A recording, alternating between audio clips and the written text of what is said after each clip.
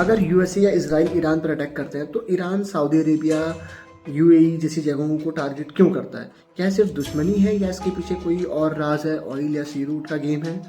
आज समझते हैं बिल्कुल सिंपल लैंग्वेज में पूरी स्टोरी को। तो चलिए शुरू करते हैं वीडियो। मिडिल ईस्ट में एक बहुत इंपॉर्टेंट सी रूट है जिसको स्ट्रेट ऑफ हॉर्मज़ कहते हैं। यहीं से लगभग 20 से 30% ग्लोबल ऑयल ट्रेड गुजरता है। सोचो, दुनिया का इतना सारा तेल और एक ही रूट से गुजर रहा है, तो जो इस रूट को कंट्रोल करेगा उसके पास कितनी पावर्स होंगी। तो ईरान चाहता है कि इस रीजन में उसका इन्फ्लुएंस रहे। सऊदी अरेबिया भी ऑयल सुपर पावर है, इसलिए वो भी अपनी डोमिनेंस चाहता है। यहीं से टेंशन शुरू होती है। ईरान इस पानी के एरिया को पर्शियन गल्फ कहता है क्योंकि ईरान का पुराना नाम पर्शिया था। कुछ अरब कंट्रीज स्पेशली सऊदी अरेबिया इसे अरेबियन गल्फ कहना पसंद करते हैं। नाम का इश्यू सिर्फ नाम का नहीं होता, ये आइडेंटिटी और इन्फ्लुएंस का पूरा सिंबल होता है।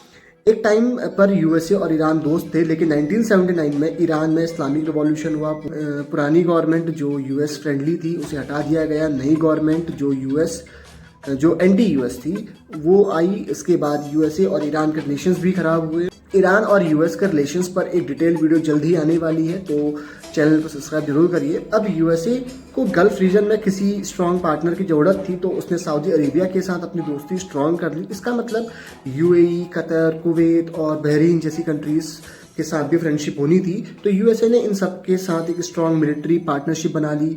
इन कंट्रीज में यूएस ने अपनी मिलिट्री बेसिस और एयर बेसिस एस्टैब्लिश की। अब सोचो, ईरान के नजरिए से देखें तो उसके आसपास यूएस के बेसिस बन गए थे, तो नेचुरली ईरान को थ्रेट फील हुआ। इसी वजह से जब भी टेंशन बढ़ी तो ईरान ने डायरेक्टली और इनडायरेक्टली उन जगहों को टारगेट किया जहां यूएस की प्रेजेंस थी, ना कि सिटीजन एरिया पर। 1990s में ईरान के लीडर सद्दाम हुसैन ने कुवैत पर अटैक किया। इसके बाद यूएसए ने 35 से ज़्यादा कंट्रीज के साथ कोलाइजन बनाई। ऑपरेशन का नाम रखा ऑपरेशन डेजर्ट शील्ड। यूएस ने गल्फ कंट्रीज को प्रोटेक्ट किया। उस वक्त गल्फ कंट्रीज को लगा अगर सिक्योरिटी चाहिए तो यूएस का साथ तो बना रहना चाहिए और उसके साथ ही हम सेफ हैं। इसके बाद यूएस मिलिट्री प्रेजेंस और स्ट्रांग हो गई और ईरान को ये और भी ज़्यादा स्ट्रेटेजिक थ्रेट लगने लगा।